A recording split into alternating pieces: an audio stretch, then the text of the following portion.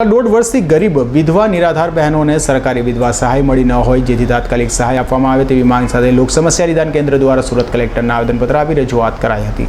લોક સમસ્યા નિદાન કેન્દ્ર દ્વારા સુરત કલેક્ટરને આવેદનપત્ર આપી રજૂઆત કરવામાં આવી હતી કે છેલ્લા દોઢ વર્ષથી કોરોનાની મહામારી દરમિયાન સૌથી વધુ ગરીબ વિધવા નિરાધાર બહેનોને તેની અસર પડી રહી હોય તેમ લાગે છે, કારણ કે દોઢ વર્ષથી વિધવા નિરાધાર બહેનોને સહાય અપાઈ નથી, જેથી તેઓની આર્થિક સ્થિતિ કફોડી થઈ ગઈ છે, જેને લઈ તાત્કાલિક વિધવા બહેનોને સરકારી વિધવા સહાય આપવામાં આવે તેવી માંગ ઉઠી છે। હું લોક સમસ્યા નિદાન કેન્દ્ર પ્રમુખ સમતભાઈ શેખ આજે અમારા લોક સમસ્યા નિદાન કેન્દ્રમાં 100થી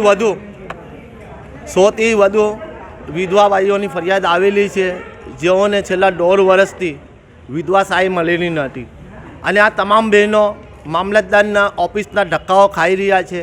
છેવટે અમારે લોક સમસ્યા નિદાન કેન્દ્રમાં ફરિયાદ આપતા આજે અમે સુરત જિલ્લા કલેક્ટર સાહેબને રજૂઆત કરવા આવ્યા છે કે આ બહેનોને તાત્કાલિક સહાય આપવું જોઈએ, કેમ કે છેલ્લા દોઢ વર્ષથી મામલતદારમાં એમ જ કહેવામાં આવે છે એમને કે તમે બેંકમાં ખાતો ખોલાવો। આ બહેનો બેંકમાં ખાતો ખોલાવવા જઈએ એટલે 2000થી 2500ની માંગણી કરવામાં આવે, જ્યારે કે કેટલીક બહેનો એવી છે જે અંગૂઠા છાપ છે, જે અંગૂઠાવાળાને ત્યાં બેંકની અંદર ખાતા ખોલવામાં આવતા નથી, એટલે કેટલા એવા પ્રશ્ન છે જેનો ઉકેલ નથી થતો, જેથી અમે લોક સમસ્યા નિદાન કેન્દ્ર દ્વારા આ તમામ ગરીબ મહિલાઓને તાત્કાલિક સહાય મળે એવી માંગણી સાથે આજે રજૂઆત કરવા આવ્યા છે। આ બહેનો સિવાય કેટલી બહેનો હશે?